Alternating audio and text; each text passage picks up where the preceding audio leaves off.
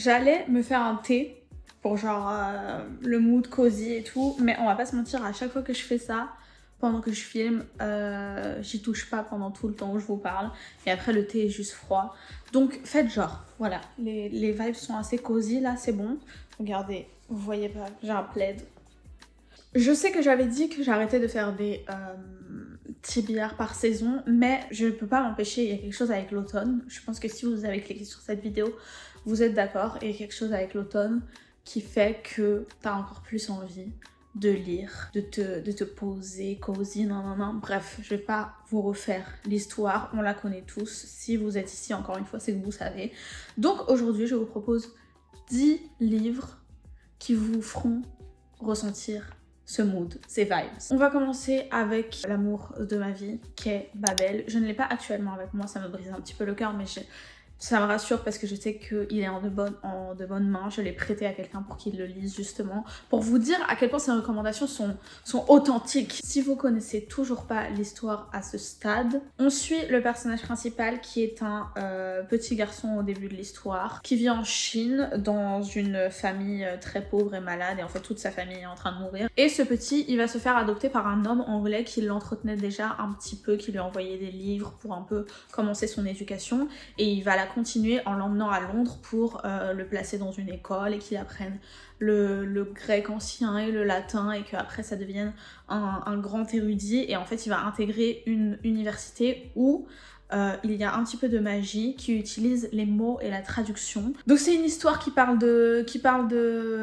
langue, qui parle de la colonisation, qui parle un petit peu de magie aussi, de questionnement sur soi, de la fabrication de son identité. Et en fait, si vous êtes quelqu'un qui adore le mood back to school, le mood genre septembre, quand on recommence à aller en classe, qu'on achète nos nouvelles affaires, et tout, voilà, lisez-le. Si vous aimez la fantasy aussi, je sais que c'est pas moi ce qui m'a attiré dans ce livre en particulier. Pour quelqu'un qui lit pas de la fantasy, c'était quand même assez soft, le système de magie, mais du coup assez compréhensible si vous n'êtes pas dans ce délire là de base. Et voilà, c'est juste trop bien. En fait, je suis très biaisée parce que c'est un de mes livres préférés de tous les temps. Mais en fait, quand j'imagine le mood de Babel, j'imagine ça en fait. J'imagine le temps un peu, il pleut tout le temps et on se réfugie dans un café pour faire nos devoirs qui sont à rendre pour le lendemain. Et en même temps, il y a un peu d'enjeu aussi. C'est pas que ça, mais c'est ça qui m'est resté après ma lecture. Vous voyez ce que je veux dire? En plus de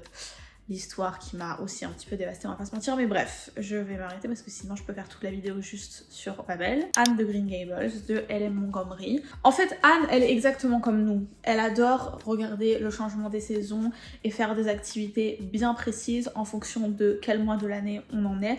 Donc en fait, c'est pour ça que make sense de lire celui-ci au mois automnal. Je crois qu'Anne, elle dit que sa saison préférée c'est l'automne et que son mois préféré c'est octobre ou novembre, un truc comme ça.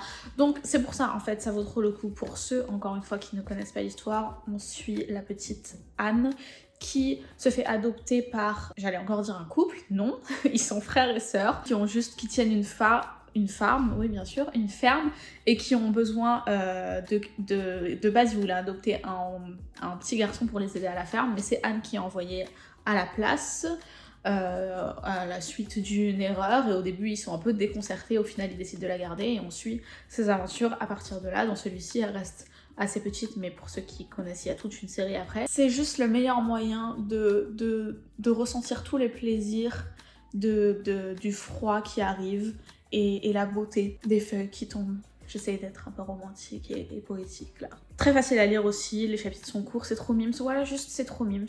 Celui-ci, je sais pas si je suis biaisée parce que juste moi, je l'ai lu en automne et du coup dans ma tête, je l'associe à l'automne. C'est Little Woman de Louisa May Alcott. Le titre alternatif, c'est Les 4 filles du Docteur March. Je déteste ce titre parce que le Docteur March, on le voit à peine dans ce livre, donc je comprends pas pourquoi il finit dans le titre alors que vraiment le corps de cette histoire c'est les filles, mais non, on parle du docteur parce qu'il faut tout ramener à un homme. Bref, donc on suit ces 4 sœurs qui vivent principalement juste avec leur mère parce que, comme je l'ai dit, leur père il est parti, je sais plus où il est, je crois il est dans un autre pays en guerre ou je sais pas quoi, peut-être je m'avance, je sais pas, bref. En tout cas, on suit le quotidien de ces 4 sœurs qui sont toutes très différentes et qui grandissent et qui interagissent ensemble et qui trouvent un peu leur chemin et deviennent adultes. Et c'est genre trop cosy et trop mignon et vraiment low stakes, mais est-ce que c'est pas ce qu'on cherche justement pour les lectures d'automne? C'est des petits trucs cosy où on se pose, on est tranquille, on suit les personnages. Vraiment avec le changement des saisons, ils redécorent la maison, ils préparent le dîner pour Noël, tout ça. Enfin bref, genre vous voyez, c'est plein de trucs comme ça qui vous mettent trop bien et tout, et des personnages trop attachants, donc lui aussi maintenant j'ai envie de le relire. Ensuite, alors celui-ci vous allez me dire encore une fois, Luna tu es très biaisée, mais c'est ma chaîne, je fais ce que je veux, c'est pas une vidéo recommandation si je vous parle pas de Murakami. Et pour les mois automnal, je trouve que celui qui fit le mieux la vibe, c'est La balade de l'impossible, parce que comme le titre l'indique, il se balade beaucoup dans celui-ci, et il y a beaucoup de descriptions de paysages. Une des personnages a fait un peu une retraite dans les montagnes, et du coup, ils vont se promener. Il y a beaucoup d'observations sur la nature, tout ça. Et moi, c'est ça que je cherche dans mes lectures de l'automne. L'histoire, très rapidement, on suit le personnage principal, Watanabe, qui, quand il était au lycée, il avait un meilleur ami qui s'est suicidé. Et celui-ci, il avait une petite amie, Midori, et du coup, quand il est adulte, il va un peu renouer avec elle et voir comment elle s'est construite depuis le lycée et comment elle a géré son deuil par rapport à lui aussi, comment il a géré son deuil. Et on les suit ensemble, lier leurs relations et en même temps revisiter le passé et voir comment ça les a impactés dans leur vie d'adulte. Et je le redis, plein de balades, plein de promenades dans la nature. Même si les thèmes abordés sont durs, ils sont traités, je trouve, avec une certaine douceur qui fit bien pour moi pour l'automne. Ensuite, je vais pouvoir flex ma super édition de La Pléiade de Jane Austen. Non, il est pas dans celui-là, c'est en 2 volumes. Celui dont je veux vous parler, parce que encore une fois, c'est pas une vidéo recommandation de Luna si je ne parle pas de Jane Austen non plus. Mais attendez, il y est pas ou quoi? Attendez, je suis pas contente là. Ah, c'est parce que Ok, moi je voulais vous parler de raison et sentiment, et là il l'appelle ça le cœur et la raison. J'imagine que c'est lui. Bon, en gros je vais vous parler de raison et sentiment de Jane Austen. Je trouve que c'est celui, encore une fois, qui fit le mieux avec le mood de l'automne, parce que il se passe vraiment dans la campagne anglaise, et pareil, bon, ça il y en a dans tous les Jane Austen, mais les balades dans les champs, dans les forêts, tout ça. Mais c'est encore plus présent dans Raison et Sentiments, parce que dans celui-ci, on suit une mère et ses 2 filles. Elles habitent pas à Londres ou dans des grandes maisons de nobles et tout, elles sont vraiment plus modestes. Ce qui s'explique dans l'histoire, mais du coup, je trouve que quand j'y repense, c'est celui où vraiment je m'imagine des champs au coucher de soleil ou avec la rosée du matin, vous voyez tout ça. C'est vraiment celui que pour moi fit vraiment le mood de l'automne. Pour l'histoire, c'est du classique Jane Austen où on suit les 2 filles et elles ont un peu des histoires avec différents garçons, et après il y a un garçon qui se rapproche particulièrement d'une des sœurs, et après on apprend à le connaître et à comprendre en fait ses motivations, et il y a un peu des plot twists. Franchement, il m'a gag celui-ci. Niveau histoire aussi, il m'a gag de ouf. Je crois que c'était mon 3e Jane Austen, mais elle a quand même réussi à me surprendre, même si après on dit en mode les Jane Austen ils se ressemblent tous et tout. Franchement, je me souviens, j'ai trop envie de le relire là quand je vous en parle.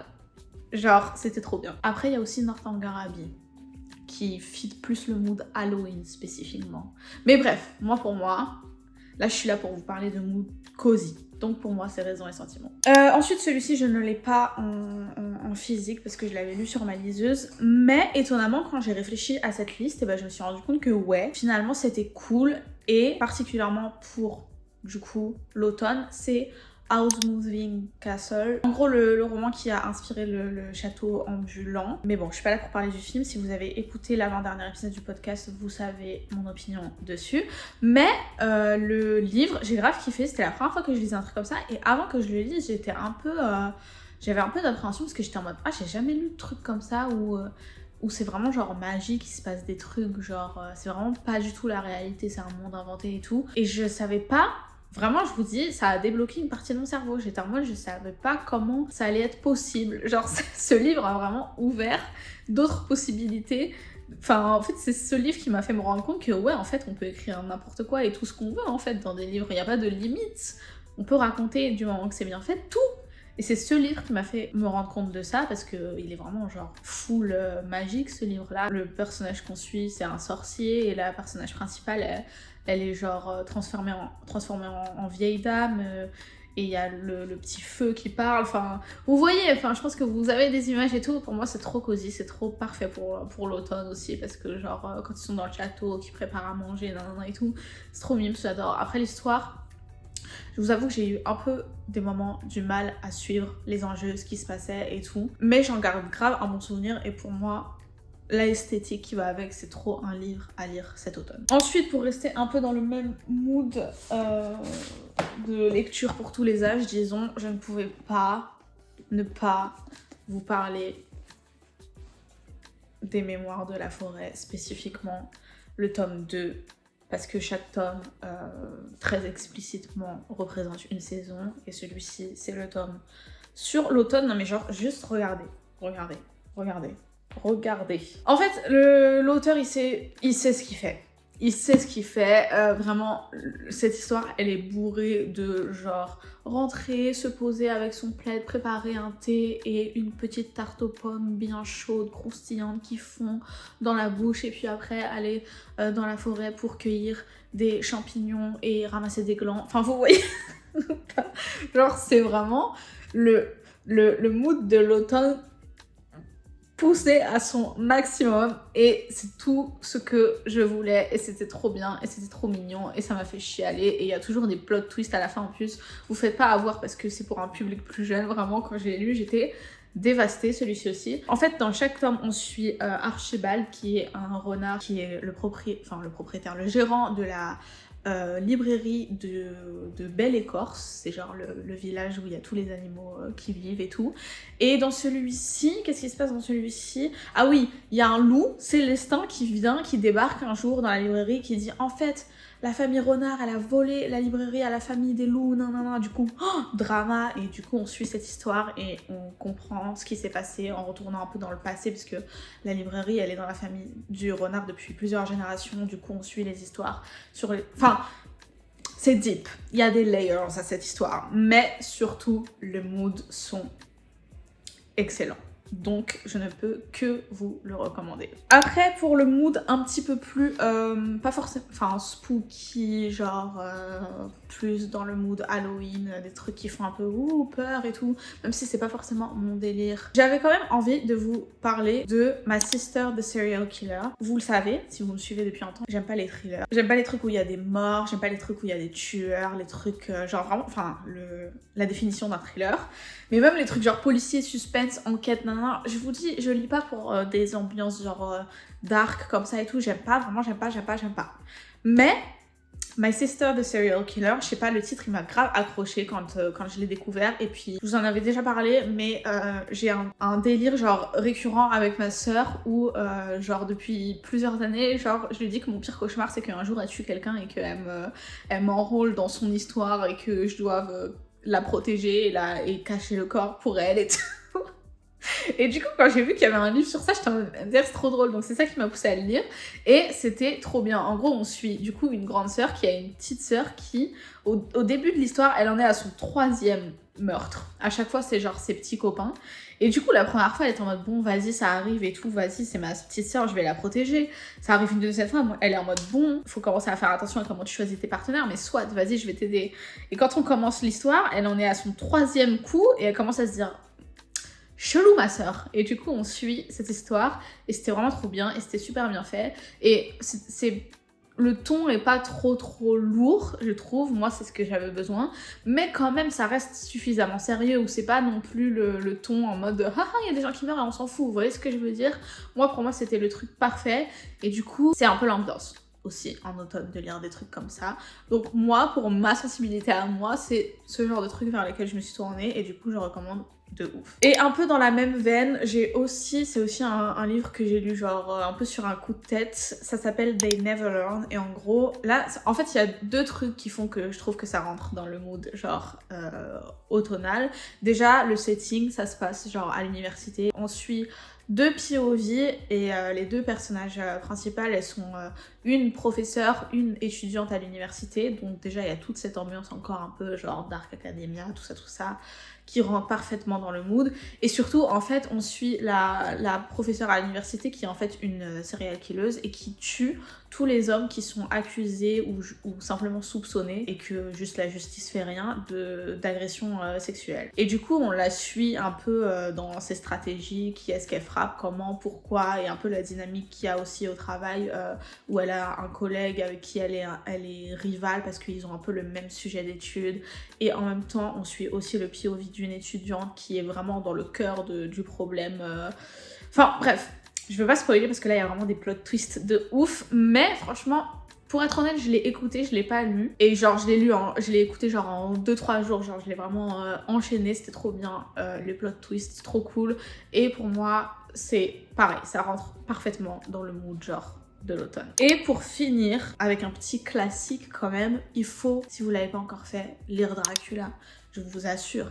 C'est un des premiers classiques que j'ai lu, classique anglais. Je me souviens, la première fois que j'ai lu, je devais être au lycée, et j'étais tellement choquée à quel point c'était facile à lire, et c'était trop bien. Et on se dit, vas-y, c'est bon, l'histoire de Dracula, flemme, on l'a entendu 12 000 fois et tout, mais non en fait, c'était trop bien, genre les moods sont trop cool, c'est écrit sous forme épistolaire, donc chaque chapitre c'est genre une lettre ou une entrée de journal du personnage principal qui écrit, et ça se lit tout seul, et t'es à fond, et t'es en mode qu'est-ce qui se passe, je veux savoir où il est Dracula, qu'est-ce qu'il fait, pourquoi, non, c'est trop bien. Et dans la même veine, je viens de emprunter à la médiathèque, ça fait genre 2 ans que je me disais à chaque fois à cette période, en automne, il faut que je le lise, Carmilla de Sheridan Le Fanu. C'est un roman irlandais, et je crois que, oui, ça a été chronologiquement écrit avant Dracula. Et là, on suit Carmilla qui est une femme vampire du coup.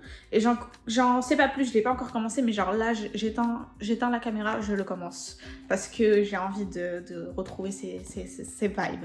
Donc voilà, pour moi, vraiment, cette année, je vous assure, lisez Dracula, c'est trop bien. Et je vous dirai des nouvelles de celui-ci quand je l'aurai terminé. Donc voilà pour mes recommandations de l'automne. Dites-moi ce que vous en avez pensé de cette vidéo, parce que je suis vraiment premier degré perplexe de ce genre de concept, parce que je fais que vous parler de livres dont je vous ai déjà parlé, du coup j'ai peur de genre me répéter et que c'est chiant, donc dites-moi ce que vous en pensez. Moi je suis quand même contente de reparler de livres que j'ai kiffé, mais je sais pas trop. Sur ce, j'espère au moins un, je vous assure, au moins un, peu importe lequel, mais au moins un, lisez-en un.